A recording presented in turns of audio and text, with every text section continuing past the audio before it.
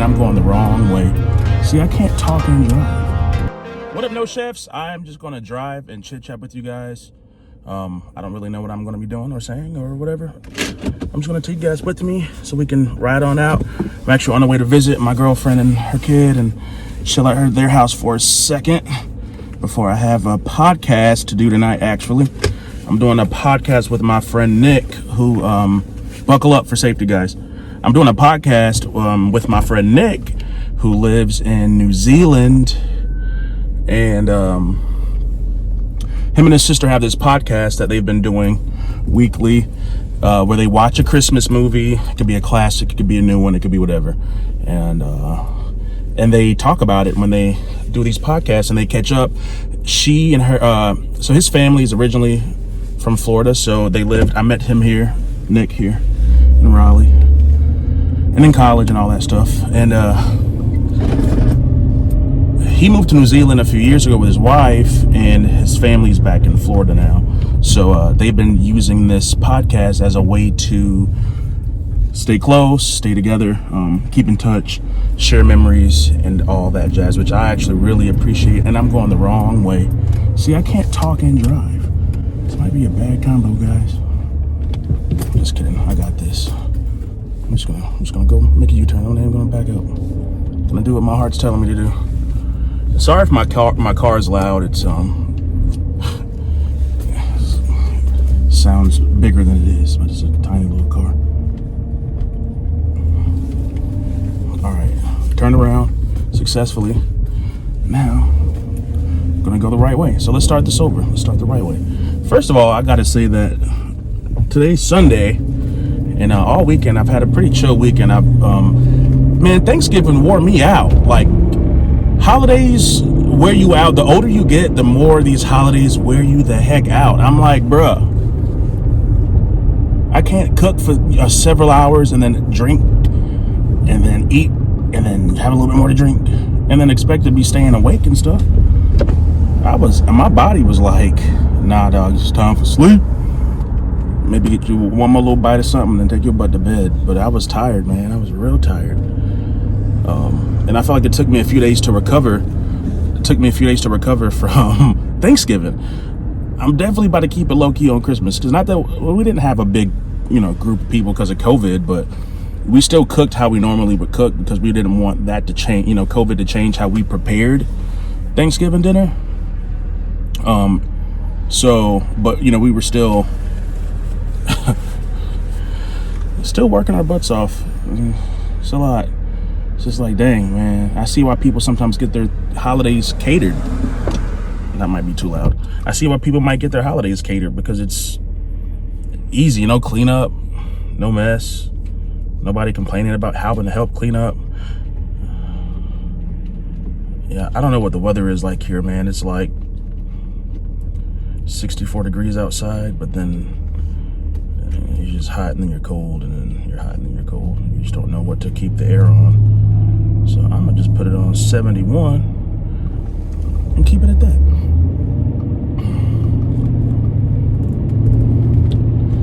All right. So I feel like I'm finally getting somewhere. Hey, buddy. Hey, pal. We're getting so close. The roads where I live are so narrow. It's like they somehow made a 1, 2, 3, 4, 5, 6, 7, 8 lane road out of what was once probably like a 4-lane road.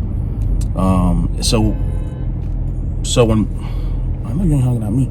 So when like big trucks or any car you drive on this road just feels like you're like, real tight. So Raleigh's growing at such an exponential rate that I feel like it's hard for them to keep up like with the roads. Like there's not the infrastructure for the roads. There's just not enough for the capacity of people who are coming here, moving here, and traveling here. So that's what I think. But I'm thankful to have roads to travel on. It's the little things, guys. It's the little things.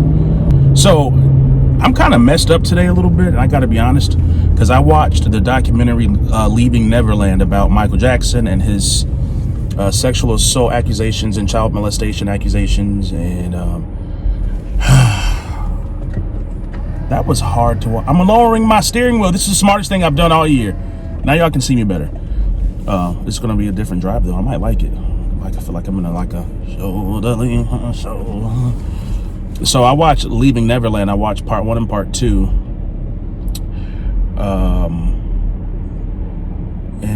That was really hard to watch. I mean, I got to a certain point in the documentary that I was like, okay, I feel like I've hit a place where I don't really need to see anymore or hear anymore, because it's so obvious that he had done those things. And I was a huge Michael Jackson fan when I was a little kid. You know, I loved him. I had that feeling that everybody felt, that like, you know, you just want to be close to Michael Jackson. You want to hear him. You want to be like him. You want to dance like him. You know, this time of year is so weird because the trees are dying, the leaves are dying, the sky, it looks ashy outside. Like you need to put some cocoa butter on the world, just like rub it around and love it a little bit, because things are starting to lose their color and things are starting to dull out, and it's getting colder, and you know, it's fall. It reminds me of like your middle age of life.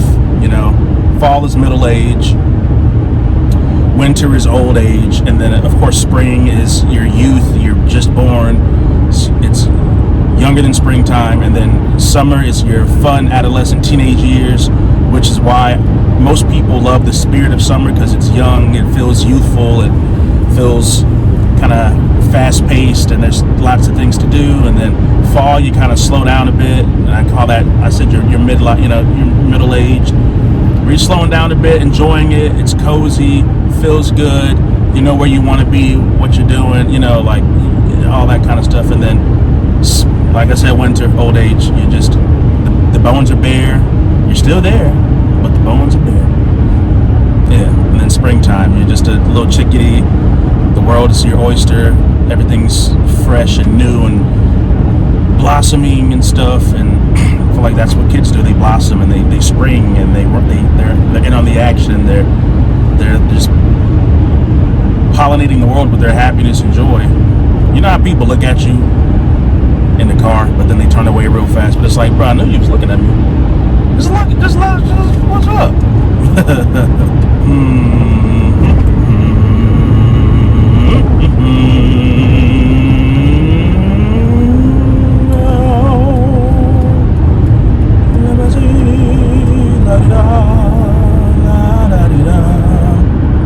Any good movies out right now, like that you guys have watched? I know I want to watch Jingle Jangle. I recently watched a movie called The Impossible, which came out in like 2011, I don't know, so back then. And man, that movie had me shook. It's a true story about a family who endures a tsunami in Thailand or the Philippines, or one of them. And it is soul-wrenching, soul-crushing, breathtaking, and really just too real. It's just too, yeah, the cinematography and the actors did a great job telling that story. I mean, what a moment. That was good. And I actually, for the first time, watched the claymation Rudolph the Red-Nosed Reindeer that came out in 1964, and I watched Charlie Brown Christmas. And I watched those because, like I said, I'm doing that podcast tonight, and those are the two movies that we had to watch to talk about. Have y'all seen the Rudolph the Red-Nosed Reindeer and Charlie and the Chocolate Factory? Come on, Deej. Charlie Brown Christmas. I need to be running with that person. It's a nice day to be outside. I know y'all say, oh, DJ, I do run. I like to walk. I like to run. I like to exercise. Big people exercise. Big people eat well. Just so you know. And big people also enjoy their lives. I haven't always been big, and I've always fluctuated in my weight. So, but we'll talk about that another time. This neighborhood is all new. It's a lot of new construction back here. You know, where the houses are close enough together so you can pretty much hear your neighbor peeing. But the houses are, you know, nice and very much so cookie cutter.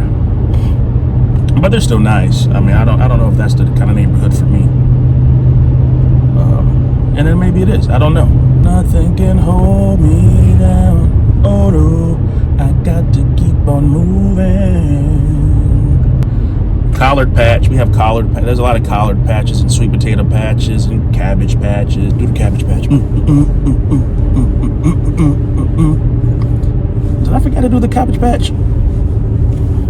Hands on the wheel, Deej. Hands on the wheel. Hands on the 10 and 2. Ooh. Hey, where's the 10 and 2? If this is, what's up here? 12, 11, 10, 1, 2. The 10 and 2. I think I kind of just keep my hand on the 12 like a gangster. But I'm not gangster at all.